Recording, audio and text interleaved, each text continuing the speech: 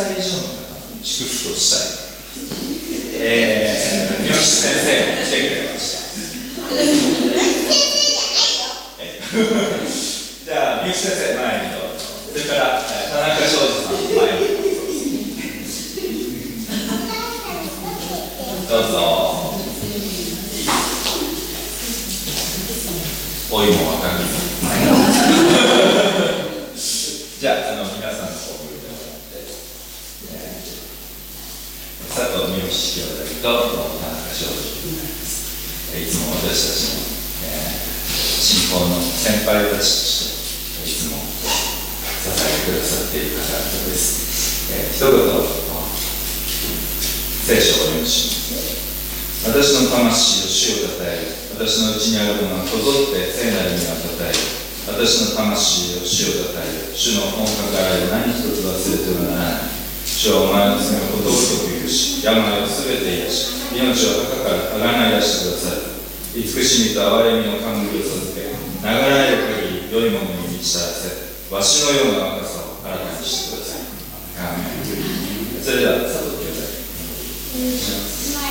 ご在天の父なる神様、今日は長寿祝福式に私たち老いも若きも集めてくださって心から感謝いたします。佐藤三好兄弟、心から感謝します。まだ現役で医師として働いておられますけども、どうぞ兄弟の信仰と健康とを支え、兄弟が行くところで兄弟を通してイエス・キリストの香りが豊かに放たれますように、どうぞますます健康を支えられ、霊に燃え、あなたの子として歩むことができるように兄弟を支えてください。田中庄司さん、心から感謝します。あなたがこの教会になくてはならない田中庄司さんを洗礼によって私たちの仲間にしてくださったことを心から感謝いたします。どうぞこれからも健康と霊性が支えられ、この教会で良き歩みを私たちともに示してくださるように心からお願いをいたします。奥様の上に、お子さんたちの上に、またお孫さんたちの上に、あなたのさらなる豊かな祝福をお与えください。このような方たちとこの弘前西教会で共に歩めることを感謝し、私たちの救い主イエス・キリストによって祈ります。アーメン。それでは子どもたちがプレゼントを渡していただきたい。来て、これをあやなちゃんは三好ちゃんはじゃあ2人で田中庄司さん。花ちゃんとかなちゃん一緒にじゃないですか。そうだね。じゃあシュワちゃん田中さんにまず渡そう。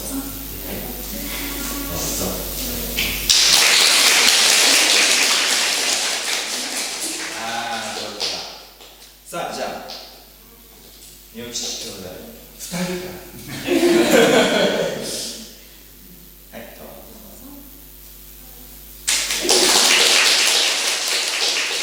ありがとうございます。これからも本当に健康が支えられて祝福された人生を歩めるようにみんなで祈ってまいります。感謝します。一言していきますね。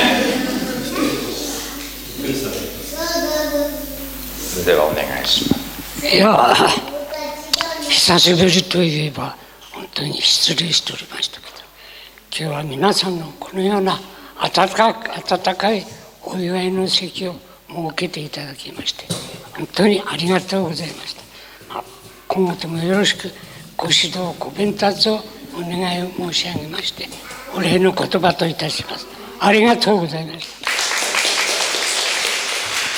田中さんからも一言お願いしま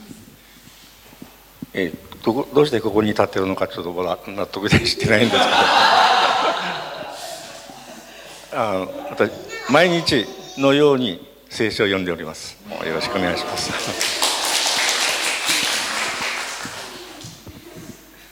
皆さんお若いので納得されてないと思いますけれども、事実を述べたのにすみません。長く本当に地上で役目を果たしておられることを本当に尊敬します。感謝します。それではおめでとうございます。はい、それでは続きまして今度は、子どもたちのお話話をしますよ。はい、じゃあここに座って。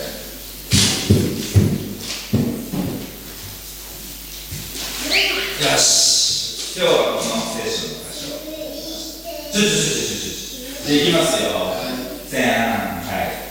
知恵と知識の宝はすべてキリストのうちに隠れています。そうですよね。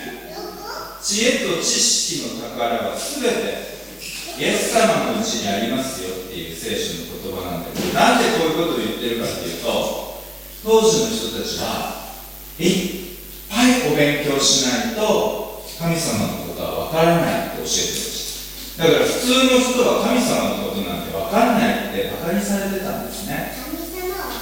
分かるでしょ。そう。なんで分かるかっていうと、みんなイエス様のこと好きだから分かるでしょね。でもみんなは、例えば見てこれ、聖書これ全部読んで初めて神様のことが分かるかな。読めないよね。全部神様のこと知ってるでしょ。それでいいっていうことです。昔ね、すごい頭のいい人がいました。名前をニュートンっていう人がいました。ニュートン。みんな知ってると思うか。ニュートン知ってる人、ほらね、知ってたごめんなさい。ニュートンっていう人が昔こういうことを言いましたね。みんなに、あなた頭いいですね、すごいですねね言われてて、いやいや私はそんなに頭良くないんです。貝殻あるでしょ。貝殻って見たことある人。貝殻。貝殻で水吸ったことある？吸ったことある？ないでしょ。でも大体わからない。バケツで汲んだ方がいっぱい汲めるでしょ。でも貝殻だったらすごい時間かかっちゃうでしょ。でニュートンもこう言いました。私の知識は、ね、私の頭の良さは神様の頭の良さを海とするならば、海からちょっと貝殻で水を拾ったぐらいのものです。そういうふうに言いました。神様のことを知ることは人間にできません。でも信じて好きになることができます。それが今日の聖書の話です。神様はご自分のことを知ることよりも信じてほしいと思っておられるから失礼しました。それではお祈りします。神様、僕たち私たちにあなたを信じることができる力を与えてくださってありがとうございます。あなたを知ること、全部知ることは私たちにはできません。あなたの知識は宇宙よりはるかに超えて広いものです。でも私たちはあなたが大好きです。あなたのことを信じます。イエス様のお名前で祈ります。アーメン。はい、それでは戻りますか先週の月曜日と火曜日にこの教会であるセミナーが開かれたんですね。この教会の人たちも数名の方出てくださいましたけども、本当に素晴らしい雰囲気の中で、なんかこうセミナーっていうと一方的に講師が喋って終わりっていう感じですけども、そうじゃなくてこう相互にやり取りのあるセミナーでしたけども、今回は7つの本質を学んでいくんですけど、第1回目なので関係っていうことを学びました。私たちはどこへ行っても関係なんですね。家族も人間関係で、外に行っても友人関係、職場に行けば人間関係、ね、どこに行っても関係で成り立ってます。一人では生きていけません。で、そして神様との交わりも関係ですね。で、神様自身も父なる神様、イエス様、聖霊様と、これも関係の中でご自分を表しました。で、セミナーの中で講師のぬかだ先生という先生がスクリーンに出していろいろお話ししてくださったんですけど、特に最後に印象に残った言葉について皆さんでシェアしてくださいってグループに分かれてシェアしてたんですけど、私はどうしても忘れられないというか、すごく印象に残った言葉がありました。それは、ぬか田先生がスクリーンに出した中で2つの言葉を並べて書いたんですね。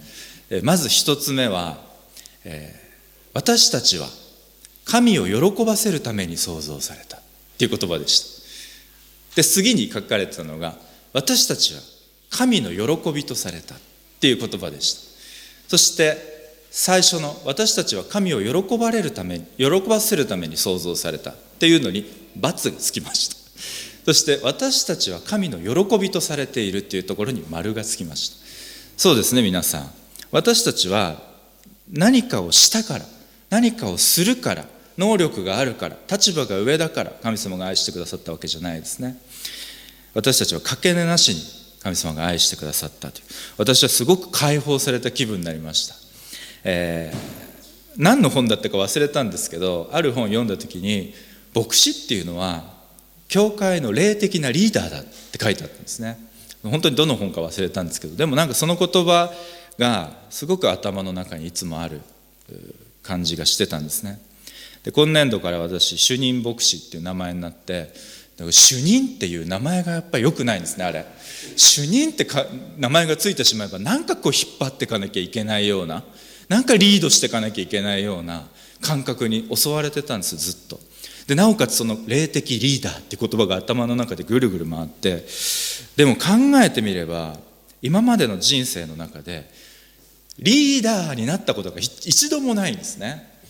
で、誰か人気者の後ろについていくような感じ。そうすると、その人が人気者なもんだから、自分もその人気者の輪の中に入っていられるっていうような、そういう金魚の糞みたいな生き方をしてきたわけですけども、そんな人が急にリーダーになれって言われてもなれるわけないんですね。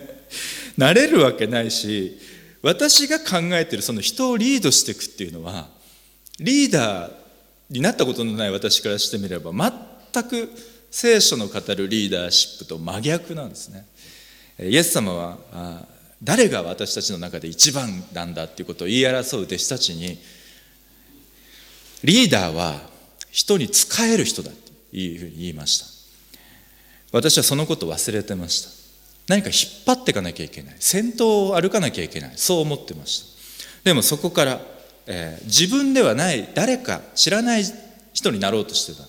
与えられた能力じゃない誰か違うものに憧れてた。なんか霊的リーダーっていうよくわからない世界観の、なんだかよくわからない抽象的なもの、なんかそこに向けて進んでるような気がしてたんだけど、一切別に進んでたわけではなくて、ただ自分がそうなれないものを苦しむだけの材料にしか過ぎなかったんですね。でもそのぬか田先生がスクリーンに出したように、私たちは神様を喜ばせるために創造されたわけじゃないんです。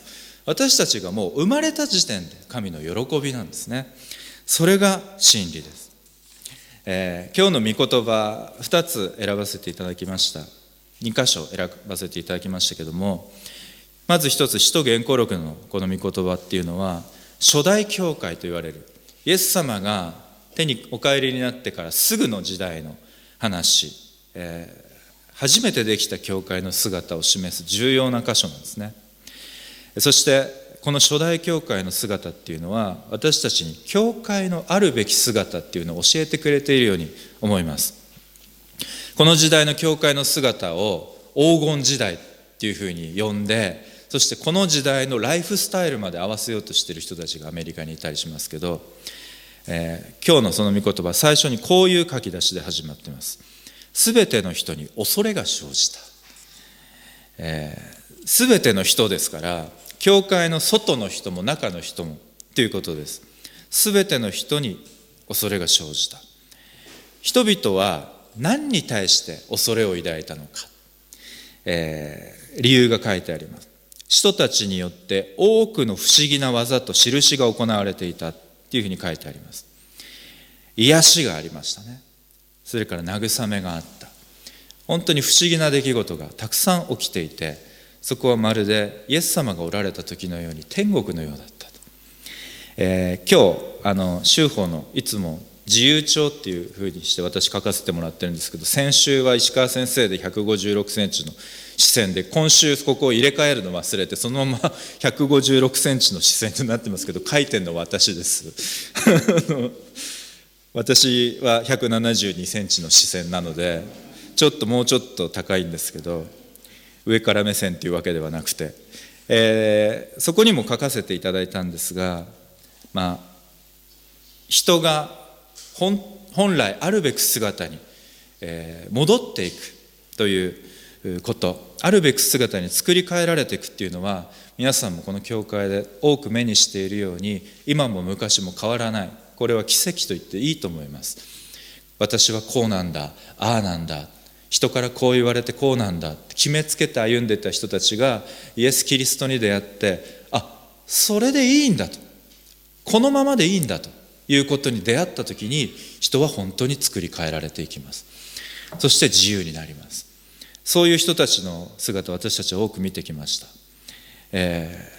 それが日常的に起こっているところ、それが教会です。それは周囲から恐れを持って見られてたということですね。これは恐れって書いてあります。日本語だと怖がるっていう意味ですけども、でもこれは怖がるっていう意味じゃなくて、英語だとaweです。if ですね。人間の想像をはるかに超えているものが起きたときに、私たちは驚きます。その感情です。すべての人がその感情に包まれたということですね。教会の中の人たちだけじゃない、外の人たちにも、あそこは何か違う雰囲気で満ちてる、不思議なことが起こってくる、人が喜びに変えられていく、あの人この前までずっと涙してたのにどうして、そういう不思議で満ちている場所、それが教会です。そして47節には、その教会は民衆全体から好意を寄せられていたというふうに書かれています。好意を寄せられた理由も書かれています。それは喜びと真心を持って一緒に食事をし、神を賛美していたのでっていうふうに書かれていました。真心っていう言葉は、この英語の聖書ではこの真心っていうのはシンシアっていう言葉ですね。シンシアでハーツは心ですよね。でシンシアハーツですけども、シンシアっていう言葉の由来について喋ってるだけだとどういうスペルかわからないので、今日の聖書からのところ、修法のところにも出てますけど、シンシアっていうのは偽りのない、真実のとかっていう意味ですね。でそれにハート、心を合わせると真心ということですけど、この言葉の由来について、それがそうかどうか分かりませんが、こういう話があるんですね。古代ローマの時代、ギリシャの人たちは、古代の人たちが作ったその彫刻を非常に自分たちの美的センスを誇るために用いてた。どうだ、素晴らしいだろう私たちの文化はということですね。それでその多くの彫刻っていうのはもうはるか昔に作られたものだから欠けてしまったり、それから材質が大理石でないものが使われていたりしたんですけども、劣化して色も変わってると。でそれを隠したりするために、またよく見せるためにワックスを塗ってたんですね。でピカピカになるんです、ワックスを塗ると。そして本当に大理石のように見える。でも残念ながらこのワックスの効果っていうのは1年しか持たない。だからまた塗らなきゃいけない。ワックスの効果がだんだん切れてくると黄ばんできたり欠けが見えてきたりしてくるということです。でもそんな中でもかなり珍しい彫刻がありました。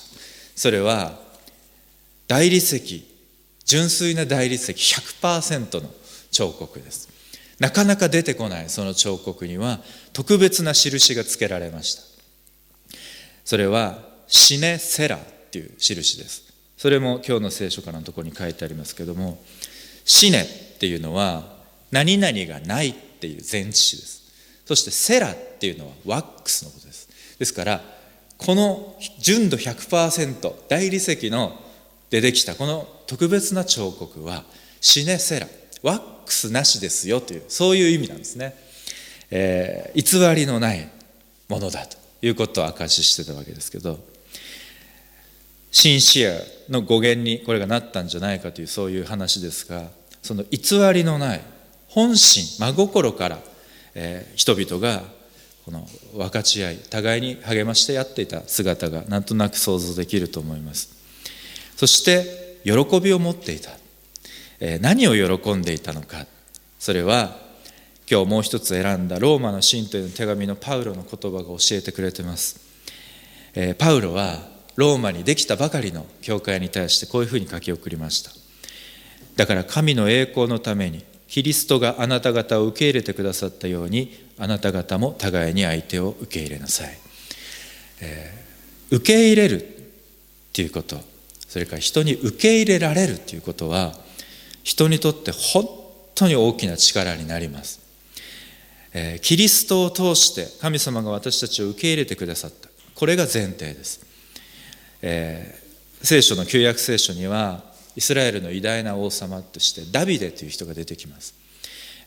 とっても偉大な王様でしたが、その王様の素性はどうであったか、聖書は正直に書いています。ダビデは偉大な王でしたが、多くの妻を持っていました。ダビデは偉大な王様でしたけれども、父親としては失格でした。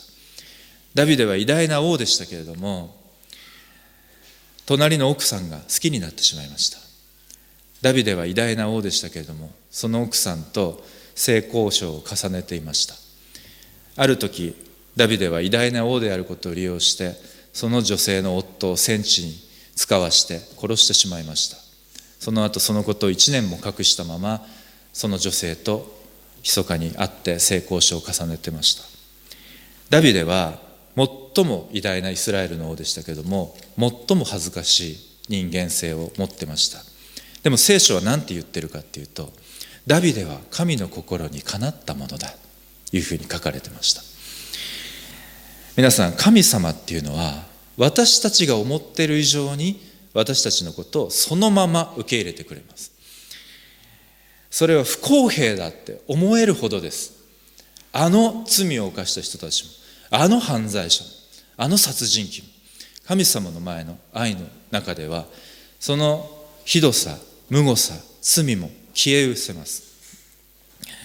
初代教会の人たちは十字架につけられていく神様の姿を見て、キリストの姿を見せ、神様が私たちにどれほどのことをしてくださったかっていうのを目撃しました。そして互いに受け入れることを始めていきました。互いに受け入れるためには自分の弱さを自覚している必要があります。ワックスなしの自分を相手にさらけ出す必要があります。もし私たちが、私の中にも当然もうダビデの罪なんてもう本当にもうそれ以上に勝って劣らない本当に激しい罪が渦巻いています。そのことを全部話したら自分はどうなってしまうんだろう、のけ者にされちゃうんじゃないか、こんな仕事続けてられなくなる、そういう思いでいっぱいです。でももしそれを全部聞いてくれる人がいて、それをそのまま受け取ってくれて、そうだよね、そういうことってあるよね、そういうふうに聞いてくれる人がいたらどうでしょう。全部です。あらゆる人に言えないことも全部受け止めてくれる方がいたら、それはどういう方ですか。それがキリストです。皆さん、そしてキリストは私たちを友と呼んでくれました。そういう人を友と言うんじゃないですか。皆さん、その人が何をしてもその人と一緒に寄り添ってくれる人を友と言うんじゃないですか。何かして罪を犯したら私はあなたのこと嫌いになりますじゃ友じゃないですね。イエス様は友のために命まで捨ててくださいました。ある人がそのセミナーの中で、イエス様ってさ、人の友達になりたかったんだねっていうふうに言いました。神様は私たちと友達になりたいんです。そのために私たちのすべてを受け入れる約束してくれました。そして今もだから何でも話していいよ、何でも言ってごらん、そういうふうに言ってくれています。今日の使徒言行録の最後に、主は救われる人々を日々仲間に加え一つにされたっていうふうに書かれています。一つにされたという言葉が3つも出てきています。一人一人が救われるだけで終わらないのが福音です。一つにされる、これが教会の姿ですね。一つになるため、人が一致するためには何が必要ですか。それは上辺だけでいい顔して付き合ってるだけじゃない。本当に友になることです。私たちは相手がどんな人であっても受け入れていくこと。そして自分も本当の気持ちを、そして自分の弱さも全部さらけ出して、それを受け止めてもらう。それが教会の姿だと。それが教会に求められている、そして一人一人に求められている世界観だということを言っています。もし罪に汚れた自分のありのままの姿を人にさらけ出して、それを互いに聞き合って受け入れていったときに、そこはどうなりますか。そこには裁きはありません。そこには相手を見下す、そんな上下関係もありません。それは天国の共同体です。聖霊が下って初めて教会ができた日のことも書いてあります。その時弟子たちは一つになって祈ってたって書けてあります。弟子たちはイエス様がいた時は誰が一番偉いか論じ合っているような人たちでした。でもイエス様が十字架にかかる時、それこそ自分たちを友と呼んでくれた方が自分たちのために命がけで戦っている姿の前から逃げていきました。そんな弱さを抱えている自分たちのどうしようもないものをみんなが分かち合ったんですね。みんな逃げたんです。その弱さを持って初めて一つになれた。私たちは一人一人みんな問題を持ってます。課題があります。それをない人一人もいないんですね。どんなに小さい子供でも課題があります、ね、かいなちゃんも、新しい赤ちゃんが生まれて、本当に、可愛がってくれてます。でも心の中にはお母さんを、この子が生まれる前は独占できてたのにっていう、そういう課題があるんです。それが年老いても課題があるのは変わりません。でも最も大きな問題は課題を抱えていることじゃないんですね。それを誰にも言えないっていうことがもっと大きな問題だと思いませんか。皆さん、もしその課題を一緒に共有して祈り合って一緒に泣き一緒に笑いながら前進できるとしたらどうですか。皆さん、どれほどの励ましになるか分かりません。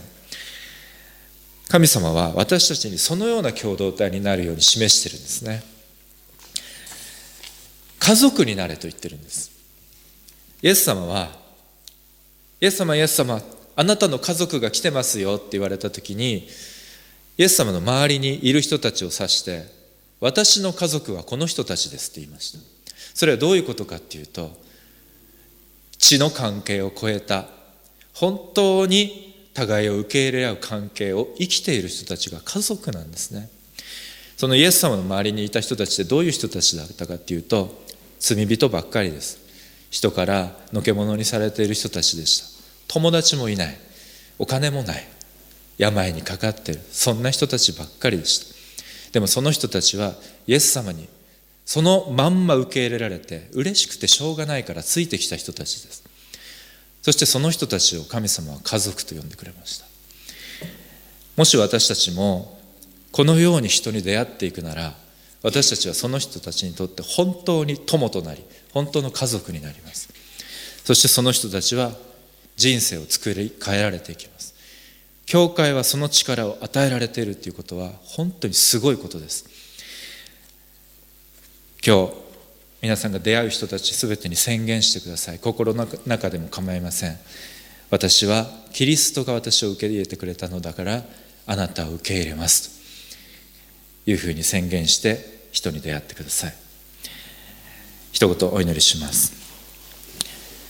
主なる神様、私たちをありのまま受け入れてくださり心から感謝します。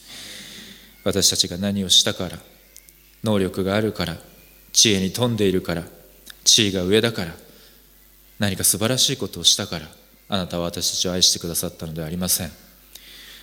私たちは愛される価値もないような罪人でありながら、あなたは私たちを家族と呼んで、友と呼んでくださいました。私たちも出会うすべての人たちをそのように受け入れていくことができるように、自分の弱さに目を向けてそれをさらけ出していくことができるように導いてください。イエス・キリストの皆によって祈ります。